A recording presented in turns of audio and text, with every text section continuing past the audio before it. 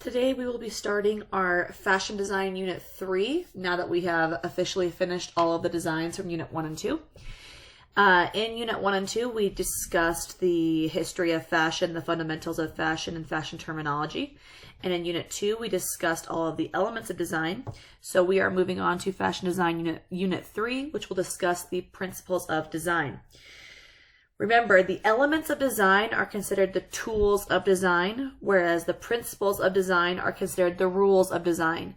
The way that I always remember this is that principles make rules. Think of the fact that the principals at the school make all of the rules. So principles are the rules and elements are the tools.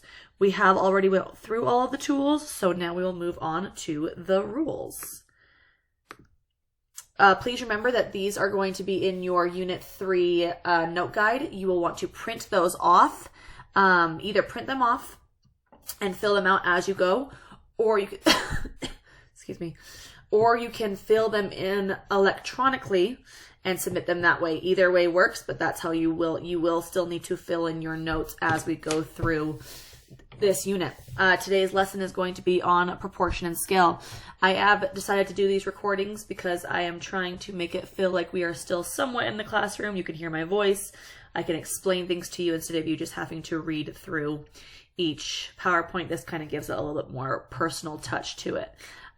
With that being said, we're going to go ahead and get started with our first two topics of today, which are going to be proportion and scale. Proportion and scale, it's actually really easy. It's basically just talking about the sizes of things. So when combining garments and accessories in an outfit, the proportion of each piece should be weighed. You don't want to have one very, very heavy piece and one non-heavy piece because it doesn't look right. Or as well, you don't want to have a very small person wearing very, very big things that doesn't match their body type. And so we're going to kind of go through that today, and I'll show you lots of different examples. For instance, consider the length of a jacket in relation to the length of the pants, the length of the whole outfit, and the height of the wearer. As an example, in this picture, this coat is way too huge for this small woman. Also, it doesn't even look like it's cold outside, so she's a bit dramatic, but what are you going to do? Proportion is determined by the way in which total space is divided. One part of an outfit should not be out of scale with the other parts. You want to make sure every piece that you put on are all in proportion with each other. When all parts work together, the garment is well proportioned rather than out of proportion. Proportion is not as pleasing when all areas are exactly equal in size. Unequal parts are more interesting. If you look at the example of the man wearing the outfit in the picture, there is, instead of him wearing two pieces, he decided to make this more visually interesting by adding three pieces. And he did that by wearing a pair of pants and then a white undershirt underneath his blue shirt. It gives the eye more things to look at. It makes it more visually interesting. And it is an unequal piece because there are three parts instead of two. We are going to talk about the golden mean for a minute. It basically just means that you're going to cut an outfit into thirds instead of in half. So as an example, if you do an outfit that covers one half of each part of your body, it's very boxy and it's proportionally unflattering. Whereas if you take one piece and you make it take up 2/3 of the outfit, or 1/3 of the outfit, it is more proportionally flattering.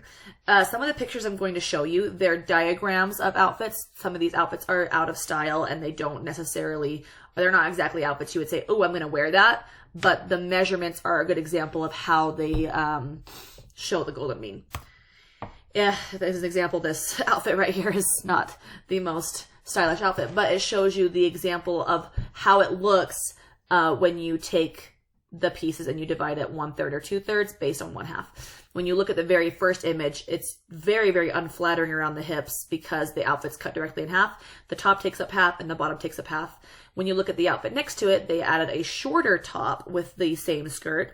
And now the skirt takes up 2/3 of the outfit, whereas the shirt takes up 1/3, and it's much more visually pleasing. Same thing with the next two that show the pencil skirt. The first one, the outfit is cut in half. The top takes up half, the bottom takes up half. Very unflattering. Whereas in the second option, it shows a shorter top. So the skirt now takes up 2/3 and the shirt takes up 1/3, and it is more visually pleasing. I was gonna have you guys go through and you were gonna tell me which ones were appropriate, which one used the rule of thirds correctly. And, oh, actually, sorry, I lied.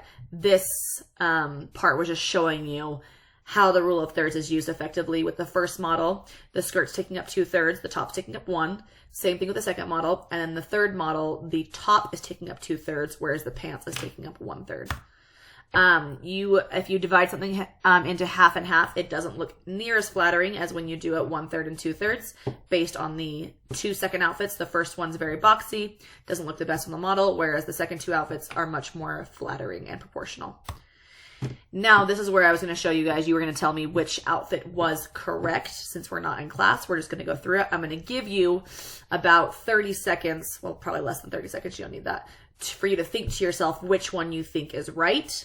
And then I'm going to go through and it's going to show you. So think to yourself which outfit you think uses the rule of thirds or the golden mean most effectively.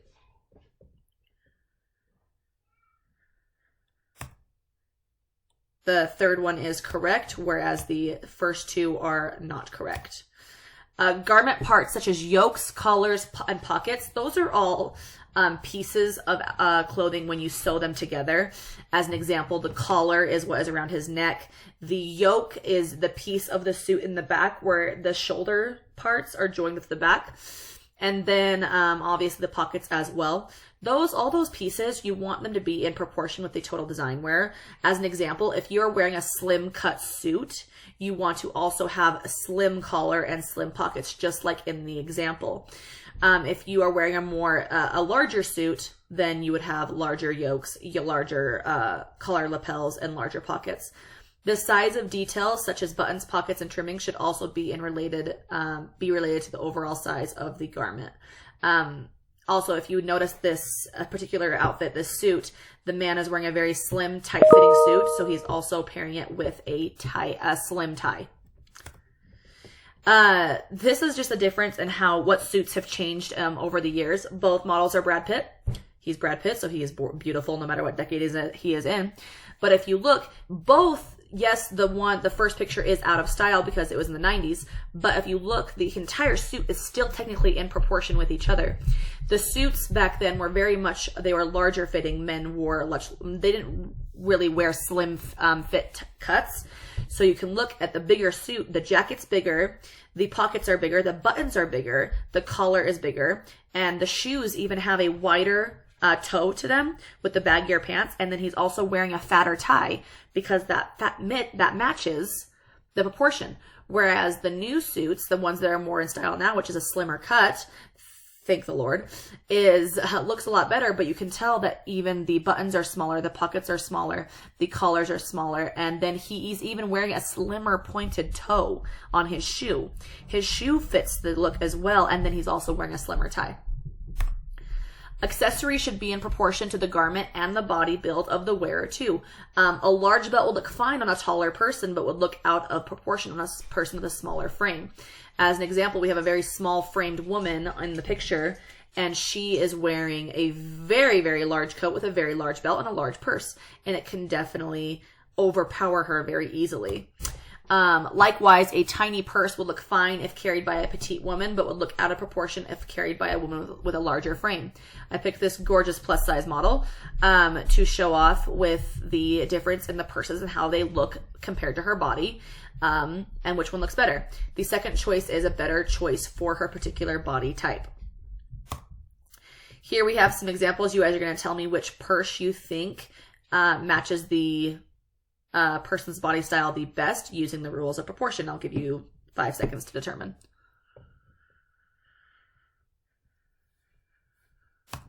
That one's wrong, and that one is right. Same thing here. You guys are going to tell me which ones look the best based on the person's body type. I will give you 5 seconds. This one is right, this one is wrong, and this one is right. It is important that the design of the fabric be in proportion of the garment and the wearer. Prints and other textures must be scaled to their use. Large prints, plaids, or checks would overpower a small person. On the other hand, a tiny print would become lost on a larger person.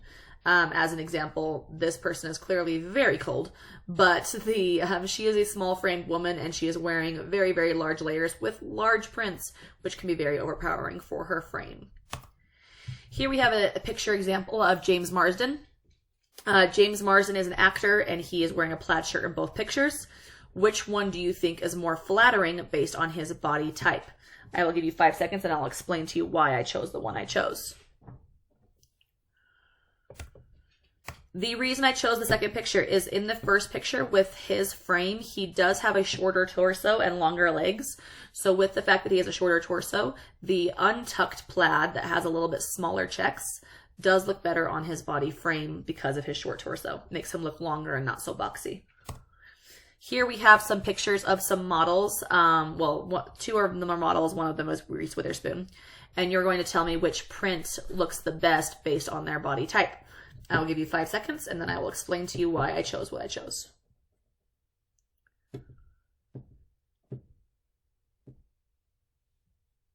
Okay, this one is correct. She has a larger frame, so she can definitely pull off a larger print as well. Same with this one. She's very tall and has a little bit more curvy frame. She can pull off a large print. Now, I don't necessarily think that Reese Witherspoon's pants look bad, but if we're going off the rules of proportion, Reese Witherspoon is tiny if you know what she looks like in real life, if you've seen her like by other people. She is like 5 foot and she's like 100 pounds. She is a tiny, tiny woman. You can put her in your pocket. So with that being said, the large flowered print on her legs can be overpowering for her small frame. Here we have some more. You guys are going to tell me which ones you think are right and which ones you think are wrong.